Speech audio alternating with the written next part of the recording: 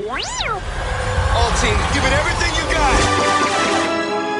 It's time to fangirl flail with Fangirls Going Rogue. Count me in. I don't think there's anything more important in the Star Wars universe than the fans. News, discussion, and commentary from the female point of view. You call this a diplomatic solution? No, I call it aggressive negotiations. With your hosts, Teresa Delgado, Trisha Barr, and Sarah Woloski. Boy, am I glad to hear your voice. Strap in, because this is where the fun begins. I like the sound of that. Hello, fellow Yub-Cubbers. This is Trisha Barr from Fangirls Going Rogue. It's that time. Star Wars Rebels is coming to an end tonight at 8:30 on Disney XD. And we got to go out to Burbank, California and see the end. We also had a chance to interview executive producer and showrunner Dave Filoni in a roundtable with some of our fellow podcasters and friends and ask him some questions about the show thus far. Nothing about the ending will be divulged in this interview, but it helps maybe clarify some things as we're coming in and gets everybody on the same page. So you'll hear different people asking questions going around the room. They include Sandra Shute, our social media manager, and also Teresa Delgado, my co-host on Fangirls Going Rogue, Aaron Goins, Teresa's co-host from Star Wars Bookworms, myself, William Devereaux from Iron Kanan Podcast, and Jonah Marie Macias from the Wookiee Gunner. So we hope you enjoy this interview and discussion, and everybody get ready for tonight, 8:30, Star Wars Rebels series finale. I've learned so much about life, about being a good person. If not for you guys, I'd be back on the Thal just waiting to be rescued like everyone else. Ezra, you have never been like everyone else. What exactly am I looking for? Nothing and everything. That doesn't help. Trust yourself. Trust the Force. So, while in the portal... Oh, boy.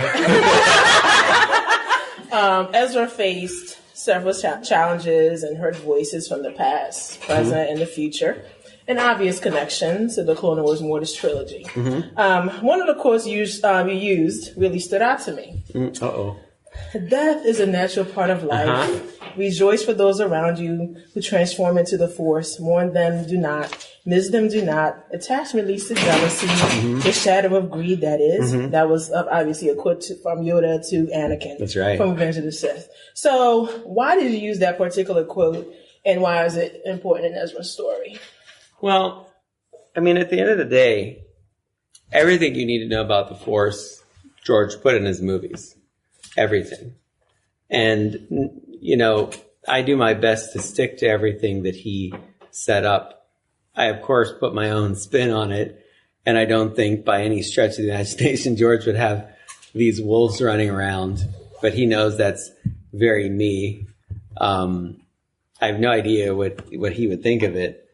But when I get to the core lessons about the Force, I try very, hard to stick to what is known about it. And I think what Yoda's saying there is fundamental to understanding, how attachments can lead you to ruin. And it's not to say that you can't love people and that you can't believe in people. It's just to say that you can't, wish and care and love so strongly that you then try to use your own power to control them and control their fate and take away their agency, which is what Anakin does, unfortunately.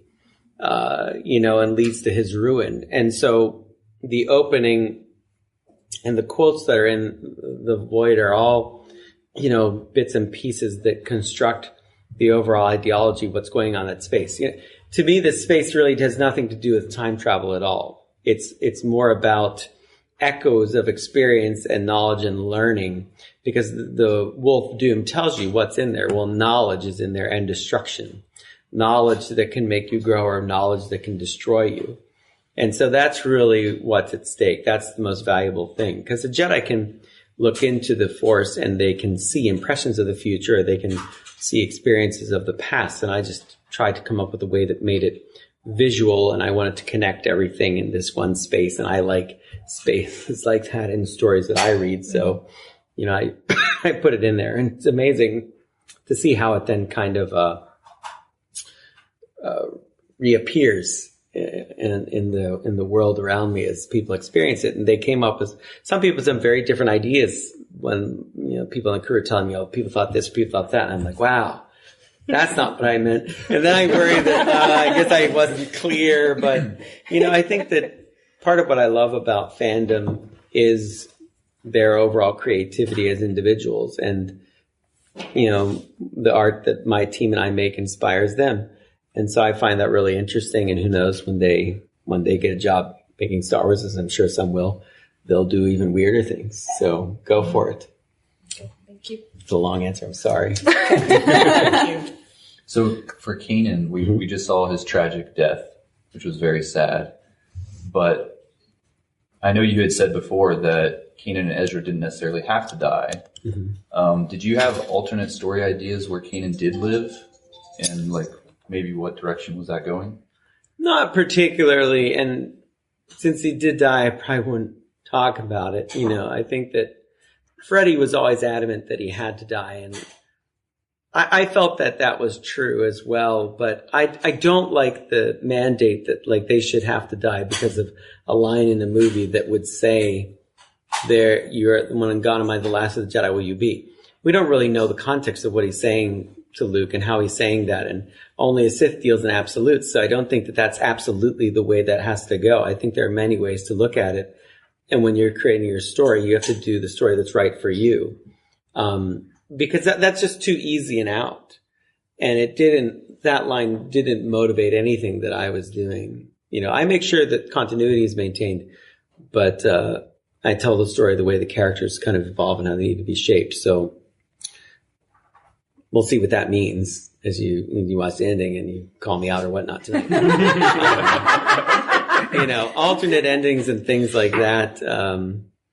If I was to start running around saying that, then it would seem like I didn't go with what we all thought was the best idea. So I had a lot of ideas about how Ahsoka confronted Vader and a lot of ideas about how that came about. But it happened the way it was. What's most strange is when you actually have to sit down and do it. And then the way that she confronted him is the way it is.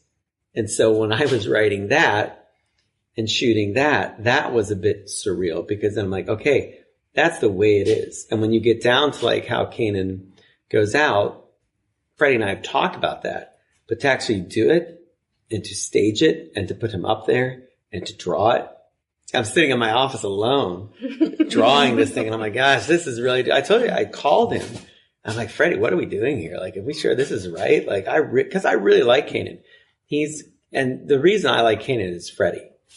The way he portrays him through his voice is just, it doesn't work without him. Mm-hmm. Saying he's a cowboy Jedi, you go, well, that sounds kind of annoying. But then you got Freddie, and Freddie just brings it all together. He understood it in Star Wars and what we were trying to do when he walked in the door. And we were very fortunate to have him. So for Kanan and Hera, it took until the end oh boy. for us to finally see something. And in A New Dawn, when they first meet, did you have anything to do with shaping when they first meet to where they get to in the end, and were they always supposed to be Chimera? Yeah, for sure. I mean, when they do a book like that that's based on characters that we're working with, you have to do a download on where you think the characters came from, what they do. On the Ahsoka book, I gave extensive notes and wrote an outline for it and what I thought happened. Because you want to put the writer in the best possible situation to succeed. And if you're saying we can do a book, then you have to take on helping them.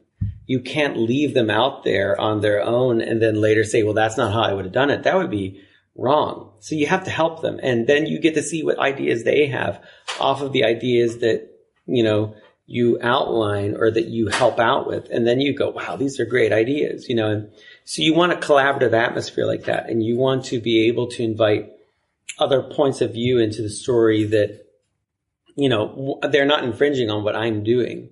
So it's like, then you can go for it. So I always felt that Kanan and Hera had a full-on relationship at a certain point, and then it tails off. And then Freddie's leaning in, or Kanan in your world is leaning in. And, you know, Hera is just more driven because the war is really heating up and she's got other responsibilities. And for her, I think it's as much about not wanting to admit this caring on that level because she feels it compromises her ability to lead. It's a real challenge, you know, and because I have to be perfectly honest with you, you're constantly fighting things that you have grown up watching, trying to make these stories. And you come up with story points and you don't even realize how you're following everything that's come before. And that's why you have to lean on the group and the different points of view that you have in the room. And, you know, having Carrie Hart in the room and Carrie Beck in the room and talking, you know, even though I wouldn't tell my wife Ann story points, I ask for her point of view on stuff all the time. And that's how I try to make up this deficit gap for me. You know, as a guy writing these female characters, you have to lean on other people's points of view and opinions about it. And it's still very hard, you know, and, I think we got more of it. I don't want to say right. I don't know what right is. It's just how the character turned out, you know, but Vanessa too. I mean, when Vanessa and I approached the scene where she's under the influence of this, you know, drug by the Empire, we were both like, okay, you cannot be tipsy, ditzy, silly. It's going to be funny, but she has to be just forthright. Like her and her truth serum, Hera just gets more like, I'm going to tell you exactly what I think. You guys are in real trouble. And Vanessa and I were like, hey, let's play it that way. But then she's the one that makes that work. And then it's critical that she says before the big thing that like, no, this is me, all me. Because Kanan assumes, oh, the only reason you're going to tell me this is because you're, and then for him, it's not going to mean anything. You know, if she says something there under truth zone, that's, you know, so what? But for her, it's like really owning that moment. Now, I do feel terrible that moments later that thing happens, but, you know, and so we can debate that, and I don't know. It seems really dramatic, though, you know, like, and kind of awesome and compelling, and I don't know. I mean, but if you had a couple episodes where they're like awesome relationshiping now, I don't know. It's so fleeting, but the moment is so true to me, makes it better. And then to see them all deal with it after the fact and how they express their grief and frustration and sorrow and anger over it, you know, and finding a way for Hera to not seem weak, but just seem true about what happened and voice maybe some ways that she wished she'd made different decisions about getting him involved in this war, about not being equal together about the war, and his kind of fear of fighting it after having been a young kid in a war already. But see, in her opinion, she was a young kid in a war, and her, you know, father and mother were in a war all the time, fighting. It's all she's known. So she has to come to this realization in the end that she can move past all that and be this great leader that she ultimately is. Except I can hear her voice echoing in my head all the time. Saying what? Kanan. I know, but the way Vanessa does it, but that's Vanessa's fault, it's not mine. Vanessa yells it, and you're just so into it. Yeah. Because I put it again in that later episode where she, and it's not where it actually took place, but it really worked there. And I was like, well, I'm going to put it in again. Because when Vanessa, she can say that one word, and it encapsulates how you feel about it, you know, so. All we needed. So, Jonas, one last lesson that Ezra learned was kind of the macro of this ending. Mm-hmm. So what's your one last lesson you've learned doing this conclusion of the show? Because you didn't get to do that last time with the Clone Wars. Oh, it's really good to get to do it. It feels good. I mean, it's sad to end something, but you have to. I think it's like following through for the audience that's been with you. You know, they want an outcome. I don't like reaching the last book in a series. I start to slow down as I read it, you know, but you read it and you get it, and then you can go back and read it again. And then the second time you get more out of it because now you've already understood certain things and you see certain things. So, you know, there are a lot of things that I would do differently, but that's part of learning. When I was a kid learning to paint, my mom and dad were both artistic. And, you know, my mom would always tell me that by the end of the painting, you'd be better artist. So of course you would do it differently, but then just instead do another painting.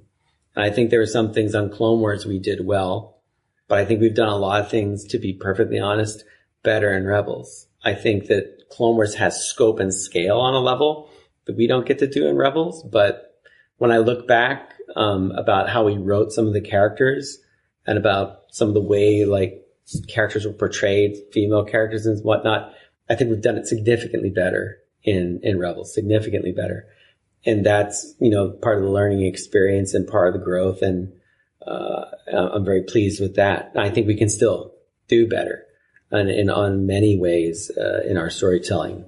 And that's the challenge. That's my lesson, is that you're always learning, you know, and you're never done learning about how we can portray, you know, diversity better in front of the camera, behind the camera, everywhere. And that's, you know, is it a challenge or it's just what we should be doing? It's what we should be doing. So that's kind of a lot. Besides the story, I'm aimed in a lot of areas that, to be quite frank, when I was younger, I didn't think about because it wasn't the norm.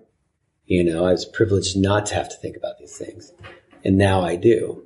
And that's probably one of the bigger aspects of my work now, I feel, and trying to understand all of it. But I have Anne for that. Anne is my wife is my compass on all those things. And she is a fantastic storyteller. One day what she will do will happen. And then I just get to be a passenger. And I look forward to that like you can't imagine, because I admire her greatly as a storyteller.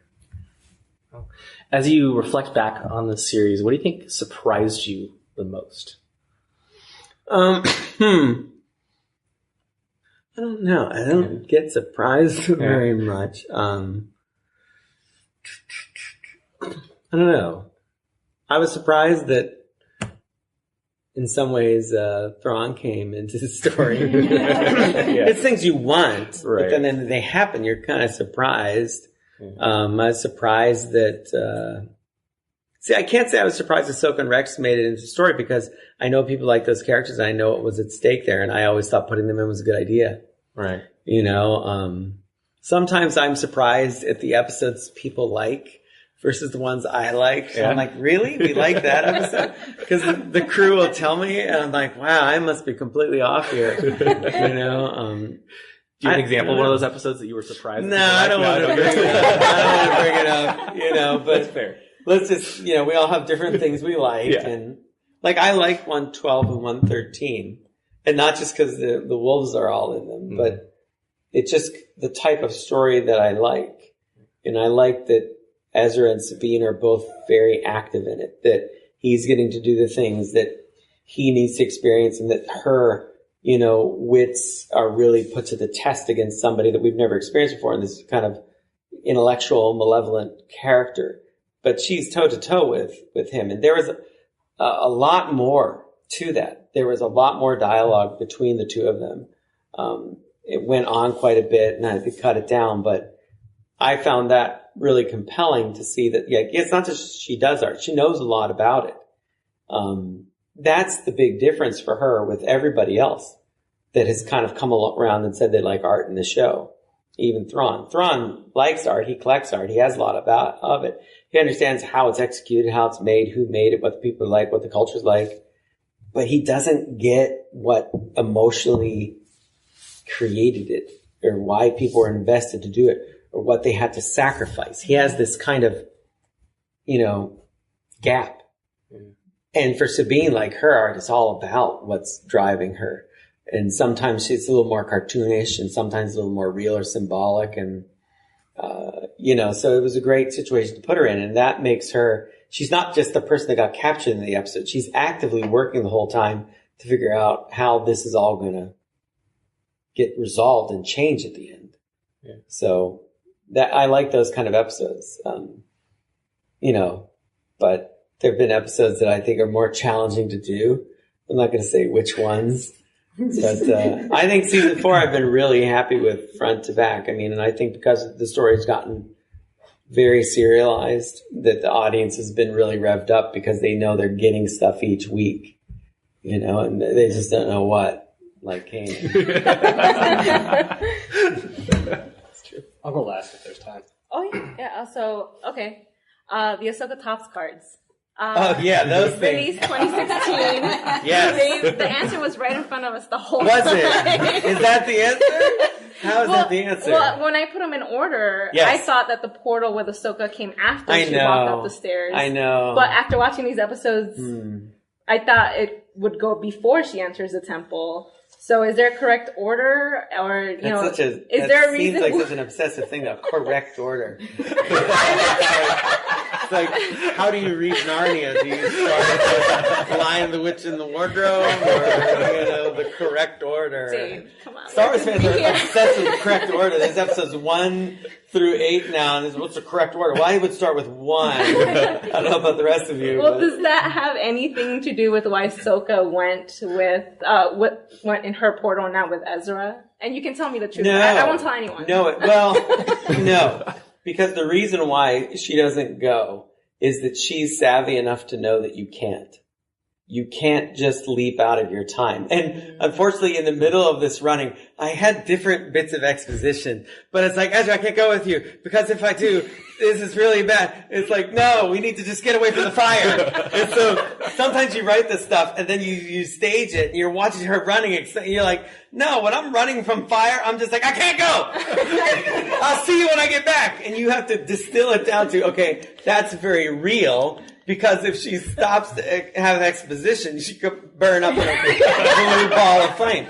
So he doesn't get the explanation. But I tried to portray her, and when I talked to Ashley, it's like, she doesn't know what this place is, but she has kind of instincts about it because she's older and has experienced more, and she's been on the weird side of things before, especially. Right? So this is probably like, she's like, oh, this is like that weird place I was where they were like putting Anakin in the Star Machine to see if he's the chosen one. I've been down this road before. And she knows that you can't break those type of continuities, for lack of a better term. And so she's pretty much figured out that I got to go back where I came from. You got to go back where you came from. You know, because you can't leap that to service yourself. If she leaps in there to service the rebellion where Ezra's at now, I get that might be a good idea as a good person, but it's also cheating. Because she doesn't know what she's skipping and who then she's not going to help or what she has to do independently of all of that. So the only things that were constant were that she went down that staircase. And the Topps cards were like just me trying to explore visually, okay, where are we going with that? And I tried to do it all in a very symbolically suggestive way. And there are a lot of elements in those images that are trying to be evocative of a transformative nature and a journey, which is kind of a symbolic journey, of a transition from death back to life. Going through an underworld is a theme in a lot of mythology. Having a great wound, coming to an understanding that challenges you and your makeup, and having to walk through the world of the dead into the world of the living. So that is, I'm sorry, it's a very hard journey to then make real, because it's a journey that you need to think about more than actually experience.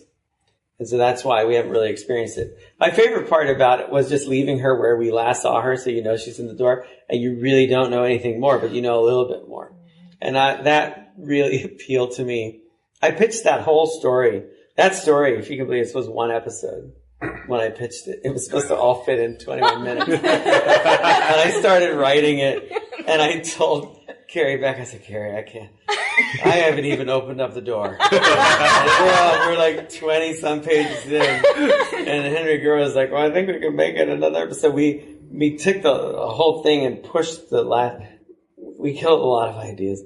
But it was just too important to get that right, and it became 2 episodes. And it was a lot of it. I worked on how to open that door. I can't tell you how complex.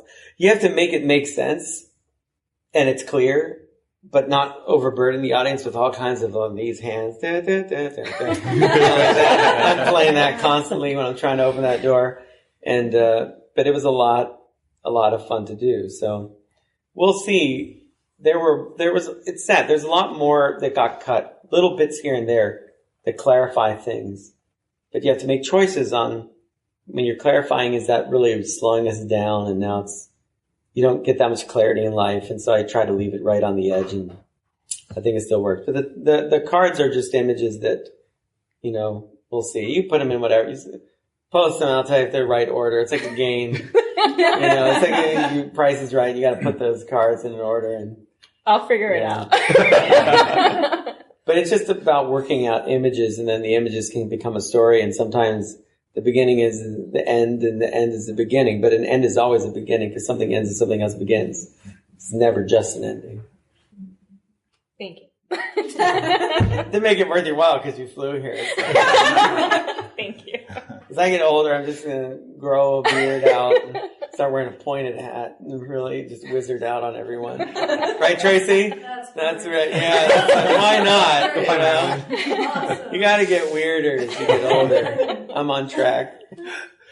So, Dave, I'd love to know, just to kind of carry on with some of the decisions. There's the story decisions, but then there's also the decisions that have reverberations with canon itself, such as the portal, such as those things. So I guess part A is, what's the process like deciding on, my goodness, this is going to absolutely melt Twitter down? and also, how far in advance do you know that you're going to do something like that?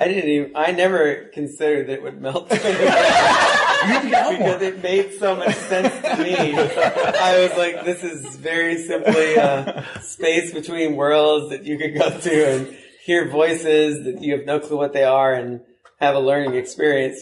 But I think, people take things so far and they start to think, oh, this is like a TARDIS or something, and it's not at all. But I don't want to, I don't think that there's like this time travel where you go through those doorways into other worlds and say, hey, what's up, Luke? And I just don't think that exists.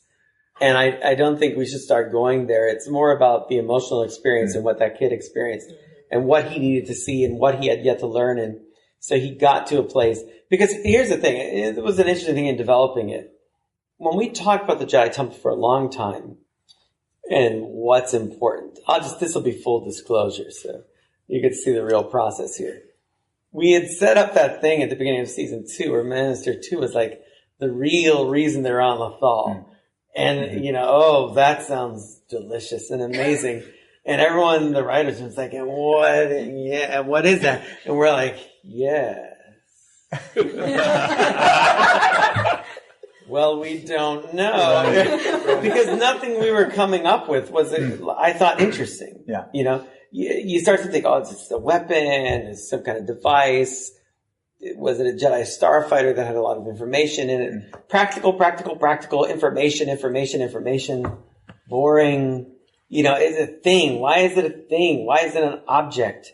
That's not important. Those are just things. And so one day I just realized that, knowledge is really valuable. That's what we're talking about, knowledge.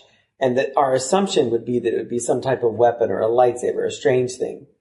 And it's not that at all. Because when you really go after this type of thing, it's never what you expect it to be. The artifact, the MacGuffin, is always something more elusive and intangible. And so it was really just knowledge and the ability to hear and experience things from across your life or across the stars. That's just doesn't, he wouldn't recognize Rey's voice at all. To him, it's just like music. He doesn't understand it. He recognizes Obi-Wan and Yoda. He's heard them talk before. But not much. And so he's just having this experience. And then probably what's dwelling on his mind is like, this is kind of like that weird temple where I was with Ahsoka. Well, Ahsoka comes to mind, that bird's there, and then Shimura comes to mind, and then this is motivating this portal. And now you're seeing into this memory that you had. But he experienced that. Just like he experienced Kanan dying. Right. So these things he sees with a lot more clarity. in that world.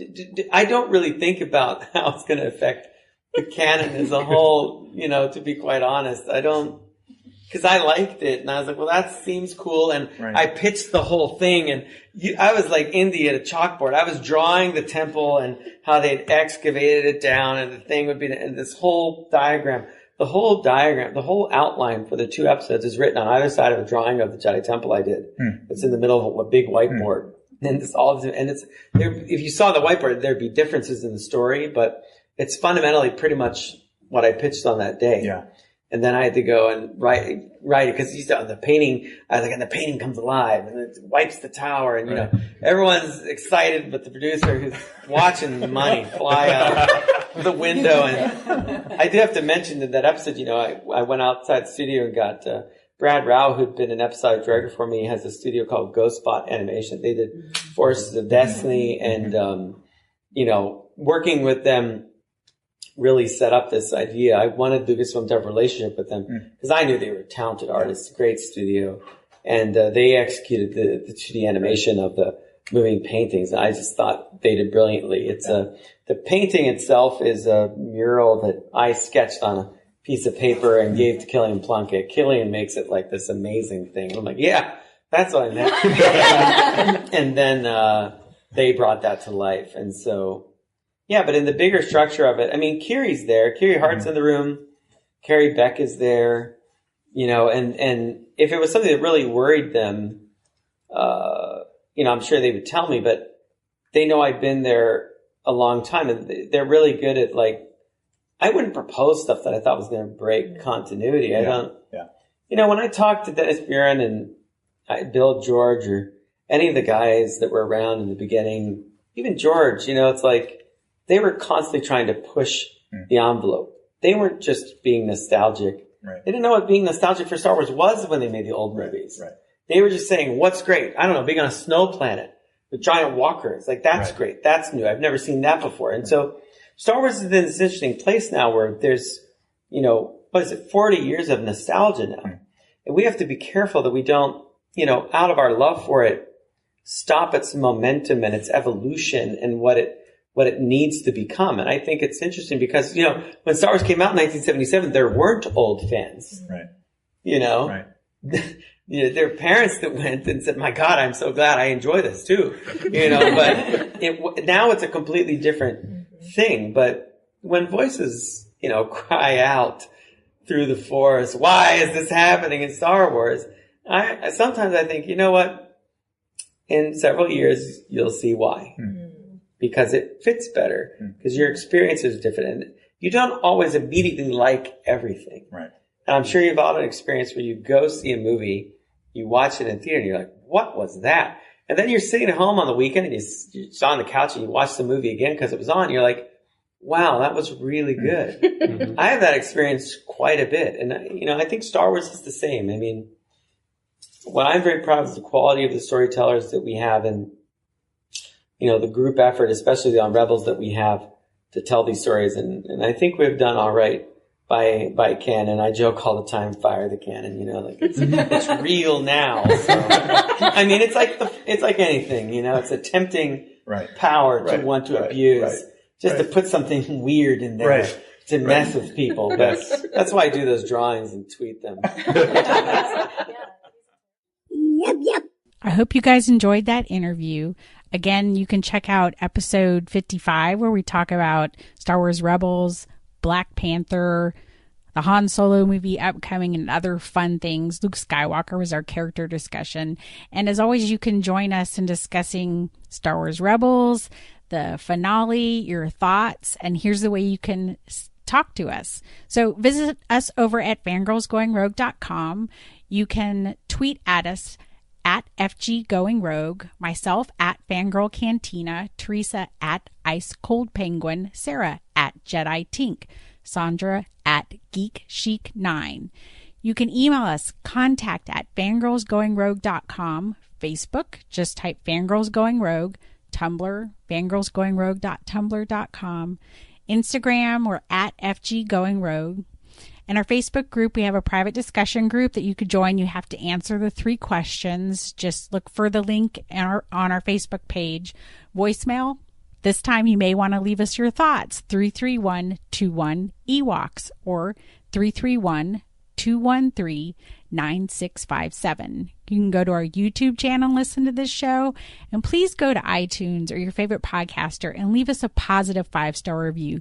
We need your reviews so more people will find us. And I have to do this alone this time. But until next time, yub, yub. Let's go, rebels. Full-scale bombardment of the city.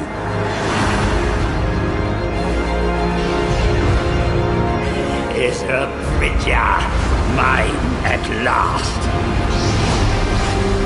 Hang on!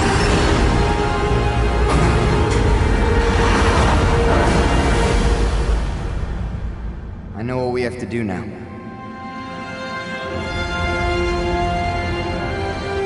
One last lesson.